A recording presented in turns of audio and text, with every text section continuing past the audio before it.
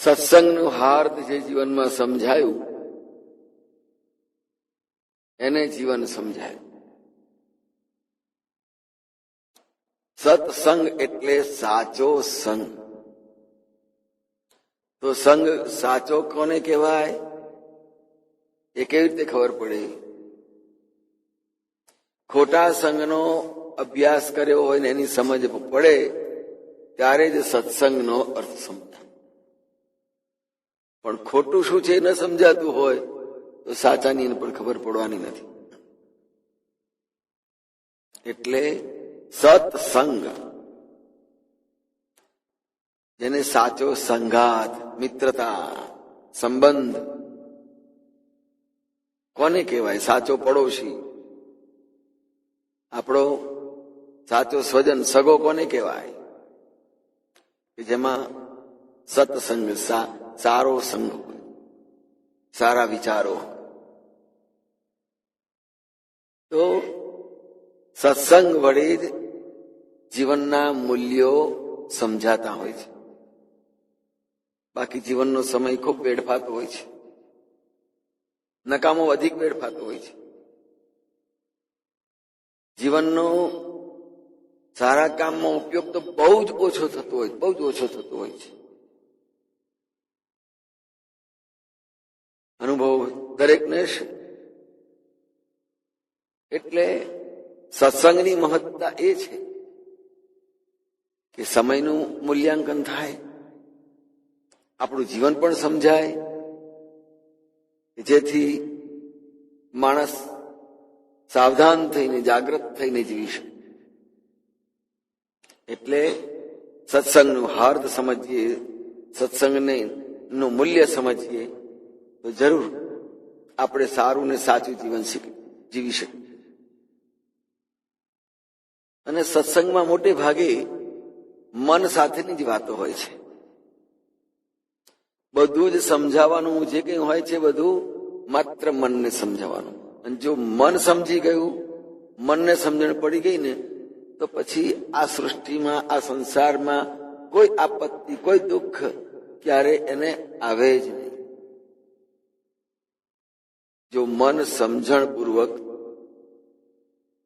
જીવે તો. વિદુરજી પણ એ જ વાત કરે છે કે માણસ પોતાના જીવનની અંદર જો જાતે સમજી જાય તો એના જેવું એ કંઈ નહીં. બને ત્યાં સુધી આપણે આપણી જાતને સમજવા માટે ખૂબ પ્રયત્ન કરવો. બીજાને સમજ્યા કરતા જાતને સમજીશું ને તો એમાં આપણને ઘણું બધું મળશે. બીજાને સમજવા જતા રાગ દ્વેષ થશે. આપણી જાતને સમજવા પ્રયત્ન કરીશું તો આપણામાં જે કંઈ કુટેવ હશે કે જે કંઈ નકામું હશે એ બહાર નીકળશે, આપણને સમજાશે. તો સત્સંગને આ રીતે જો જીવનની અંદર સમજણપૂર્વક ઉતારીશું તો મન સમજશે, સમજણ આવશે અને વાસ્તવિક સુખ શાંતિ પ્રાપ્ત કરીશું. સુરત મન કા અને મન શબ્દ કા કહ્યું. સ્વાભાવિક છે કે દરેક કાર્યમાં એકાગ્રતા મનની જ હોય, બીજાની નહીં. જેને ફ્રેન્ચાઇઝ કહીએ છીએ કે આ તો મારી જ છે, એમ એકાગ્રતા વાળું મન, કે એકાગ્રતા તો મનની જ હોય શકે, બીજાની ના હોય શકે. જો એકાગ્રતા મનની હોય તો મન કોનું? એ પ્રશ્ન ઉપજે. શબ્દ કિસકા ટેકા, એમ કે તો મન કોને? મન કોનું? મન શબ્દ. અને શબ્દની સાથે મન હશે ને તો જ એ શાંત થશે, સમજુ થશે. તો આમ સુરત મન અને મન શબ્દ, મન બંનેમાં સમાન છે. સુરતમાં પણ છે, શબ્દમાં પણ છે. અને સુરત ને શબ્દ બેનો યોગ મનને કરવાનો છે. મન પોતે સમજે કે હું શું છું, ક્યાં છું. બસ સુરત શબ્દની વચ્ચે મન પોતાની જાતને પોતાનું સ્થાન શોધી લે, મારું સ્થાન ક્યાં. તો પછી આપોઆપ જ એમ થશે કે શબ્દ કુન કાટે કા. શબ્દને આધાર એકમાત્ર પરમાત્માનો અને સદગુરુએ બતાવી આપ્યું. અને ત્યાર પછી આગળ કોઈ એક હુઆ તબ કહા કહેતે હો. અરે જ્યાં બધું જ એક દ્રષ્ટિ એક સમાન થઈ ગયું, પછી કહેવાનું શું રહ્યું? એટલે એક આશ્ચર્ય છે. પોતાને પ્રાપ્ત થયેલી એક કંઈક નવી સ્થિતિ અવસ્થા છે. કહા કહેતે. અરે શું કેવું, વાત ના થાય. એમ આપણે આશ્ચર્યમાં પડી જઈએ. અરે કહેવા જેવું નથી, એટલું જબરજસ્ત છે. તો અહીંયા એ જ અનુભવને ખૂબ જ આનંદપૂર્વક કહા કહેતે એક હુઆ. તમને ખબર નથી, બધું એક થઈ ગયું, નથી જાણતા? કહા કહેતે શું કહો છો? એક જે અંતર્મુક્તાની સ્થિતિ અવસ્થા જેને પ્રાપ્ત થાય એને આનંદ કેવો હોય? નાનું બાળક હોય અને જે કઈ વસ્તુ ધીરે ધીરે શીખે ને આવડે બીજાની માફક, એટલે ખૂબ ઉત્સાહમાં આવી જાય, ખૂબ ઉત્સાહમાં આવી જાય. નાનું બાળક જોજો બોલતા આવડે એટલે આમ પડ્યું લવારો કર્યા કરશે. એને ચાલતા શીખશે એટલે દોડા દોડ કેમ કે બીજાના જેવું મને આવડી ગયું. દાંત આવશે ને ખાતા શીખશે ને બચકું કરશે, આ ખાવું જે આવ્યું. એટલે એને પોતાને એમ કે મને કઈક ઉપલબ્ધિ થઈ, બીજાની માફક મને પણ કઈક મળ્યું. એનો આનંદ વ્યક્ત એ રીતે કરે છે નાનું બાળક. તો અહીંયા સાધક તરીકેની સ્થિતિમાં કે મને કંઈક મળ્યું, પણ એનો આનંદ કેટલો બધો છે. કહા કહેતે હો. કોઈ પણ બાબતને આશ્ચર્યની સાથે વ્યક્ત કરવી હોય ને ત્યારે આવા શબ્દોનો ઉદ્ગાર નીકળે. કહા કહે. જ્યાં શબ્દને કહેવાનું ન રહે, પણ શબ્દનો આનંદ એટલો સરસ છે.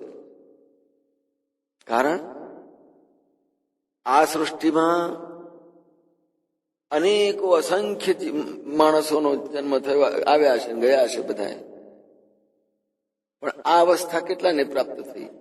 બહુ જ કેટલા. મનુષ્યાણામ સહસ્રેષુ કશ્ચિદ યતતિ સિદ્ધે યતતામપી સિદ્ધાનામ કશ્ચિદ મામ વેત્તિ તત્વતઃ. એટલી બધી રિફાઇનરી મૂકી દીધી, ગાળતા આટલું કોક એક જ કોઈ સિદ્ધ મહાપુરુષ, કોઈ દિવ્ય ચેતના જ ત્યાં સુધી પહોંચી શકે. અને ત્યાં ગુરુ મહારાજે પહોંચાડી દીધા લક્ષ્મણદાસજી મહારાજને. એટલે એવો આનંદ, એટલો બધો આનંદ છે કે ઓહો, ક્યાં પેલી સ્થિતિ હતી? મન મેરા તું કહા કરતા હૈ. પ્રશ્ન પૂછવો પડ્યો, મારા મન તો આ શું કરું છું? લક્ષ્ય લાયા લેખા, એ ગણતરી માંડી આ બધાની. આ શું છે? આ તોફાન, આ દુનિયામાં આવ્યાનું તોફાન આ માણસ તરીકે. અને એમાં પછી જયારે આ બિલકુલ ઉપર શિખર સુધી પહોંચવા આવ્યા છે અને એનું એ જ મન કે છે. મન શબ્દકા થઈ ગયું. ત્રણેયનું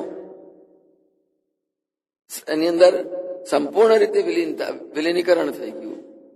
એટલે કે કહા કહેતે હો. આશ્ચર્યનો કોઈ પાર નથી. અને આશ્ચર્ય દરેકને આનંદદાયક હોય છે.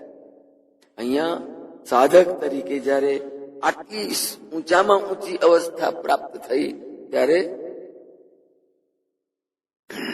એક હુઆ તબ કહા કહેતે હો કહ્યું. એ સ્થિતિ બોલી શકાય એવી નથી, માત્ર પોતે અનુભવી છે, બીજાને વ્યક્ત નથી થઈ શકતી. અને એ વ્યક્ત કરવા માટેના શબ્દો નથી, એટલા માટે કહા કહે. શું કહું? મૌને વિરામી. બસ ત્યાં આગળ વૈખરીને શાંત કરી દેવાની. કારણ હવે આનાથી આગળ કશું જ નથી. કોઈ એક માણસ ઊંચી દિવાલ ઉપર ચડી ગયો અને દિવાલની એક બાજુએ બિલકુલ શાંત જીવન છે, સાત્વિક સંયમી જીવન છે,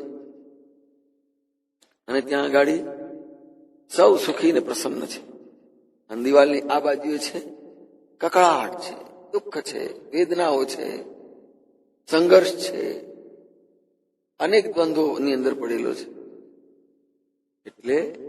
એટલે ઊંચે પહોંચ્યા પછી જયારે દર્શન કરે છે આ બાજુ કેટલા શાંત તપસ્વી મહાપુરુષો, જ્ઞાની છે, શાંત છે, સંતોષી છે, સંયમી સદાચારી છે, એને જોઈને આશ્ચર્ય થાય, ઓહો આ જીવન કહા કહતે. ત્યાં આગળ કોઈની સાથે કોઈના રાગ દ્વેષ વેર ઝેર નથી. તો જ્યાં આ અવસ્થા આવે, એક હુઆ તબ કહા કહતે હો, ત્યારે જીવનમાં કોઈ રાગ દ્વેષ, કોઈ સંઘર્ષ, કોઈ ઈર્ષા દ્વેષ કશું જ નથી રહેતું. બધું જ સમગ્ર એકાકાર દેખાય. જેમ દરિયા કિનારે ઉભા દૂર દૂર દૂર સુધી નજર નાખીએ, માત્ર પાણી પાણી પાણી પાણી ક્ષિતિજ સુધી, બીજું કશું જ ના દેખાય. એટલે ત્યાં આગળ ક્ષિતિજ સુધીના બધા જ જળને જો ઓહો આ તો એકાકાર. અને એ દ્રશ્ય જીવનમાં પહેલી વાર જોયું અને આહલાદક લાગે. એમ અંતર્મુક્તાની આ અવસ્થા સ્થિતિ જોઈ અને અદ્વૈતનું ભાન થયું, સારી રીતે અદ્વૈત સમજાઈ ગયું. એટલે એટલો બધો આનંદ છે, વ્યક્ત ન થઈ શકે. એના માટે કહ્યું કહા કહતે. શું કહું? એટલે મહારાષ્ટ્રીએ ત્યાં કહ્યું ને, ગઈકાલે આપણે કહ્યું હતું, ત્યાં તો વાણી સમીને વિચાર ગયા. એ તો શબ્દ નહીં, કોઈ સાર છે. એવા સદગુરુ સ્વરૂપ હોય અલગા. એ અલગા કહ્યું ત્યાં. કોઈ જુદા સ્વરૂપ હોય, એ દિવ્ય આત્માના, દિવ્ય ચેતનાના અને દિવ્ય સ્થિતિના પણ, કે જે સમજવા અઘરા પડે, છતાં જેને પ્રાપ્ત કર્યા છે એને આનંદ.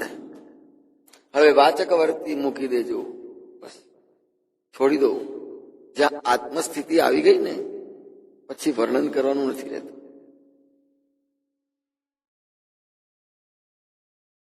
પોતે જ પોતાની અંદર જે સ્થિતિ પ્રાપ્ત થઈ,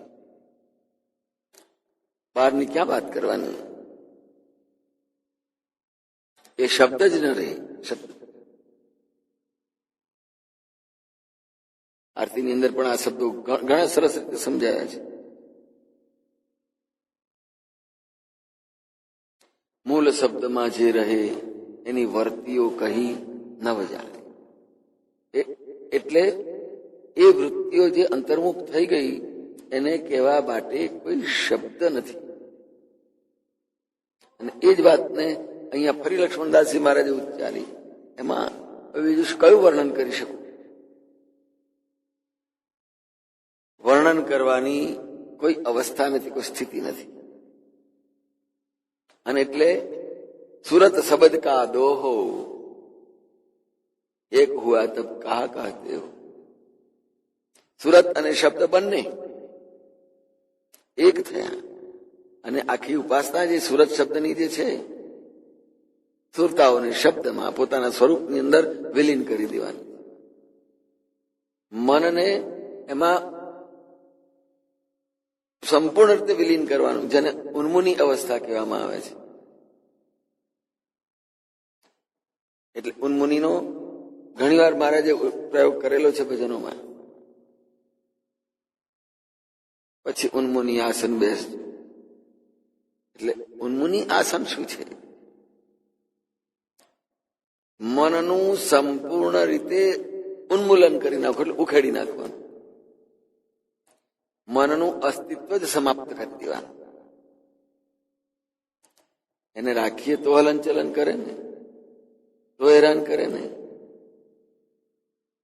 આ જીવનની અંદર ને આ દુનિયાની અંદર જેને આપણે આપણું મન કહીએ છીએ, એ આપણું મન જ આપણને આ જીવનની અંદર એટલું બધું હેરાન દુઃખી કરી નાખે છે, વાત ના પૂછો. જબરજસ્ત રીતે. અને છતાંય કહેવાય કે મારું મન આટલું બધું દુઃખી કરી નાખે, છતાંય વિના મનને હેરાન ના કરીશું, તમને હેરાન કરી દઈશું. આપણું મન કહેવાય ને આપણને હેરાન કરે, છતાં એને પાછું સાચવવાનું કે ના ભાઈ મન સાચવવું પડશે. આટલું દુઃખી કરે છે ને આપણું મન, છતાં આપણે એને સાચવવાનું. દુશ્મન આટલું હેરાન ના કરે એટલું આપણું મન આપણને પોતાને હેરાન કરતું હોય. દુશ્મનની જોડે ઝઘડો કરી લે, વેરઝેર થાય, પણ મન જોડે ના. કેવી પરિસ્થિતિ છે! તો એ મનને સ્થિર કરવા માટે આ સુરત શબ્દ છે, અને સુરત શબ્દની ઉપાસના એમાંથી જ અંતર્મુક્તાને શોધવાની છે. તો કહ્યું, એક હુઆ તબ કહા કહતે હો સુરત શબ્દ કા દોહ. આ બંને એક થઈ ગયા. સુરત ન રહી, શબ્દ ન રહ્યો. જયારે અલગ હતી ત્યારે સુરતા હતી, અલગ હતો ત્યારે શબ્દ હતો. પણ જયારે સુરત ને શબ્દ બે એક થઈ ગયા ત્યારે એક સ્થિતિ આવી ગઈ. મનનું ઉન્મૂલન એટલે મનના અસ્તિત્વને સંપૂર્ણ સમાપ્ત કરીને જ એ તમે ધ્યાનની અંદર આગળ વધી શકો. ત્યાં મન ન હોય. જો મન હોય તો આગુ પાછું થાય ને, અને કઈ ક્રિયા કરે. હંમેશા ક્રિયાનો ત્યાગ કરવાનો છે.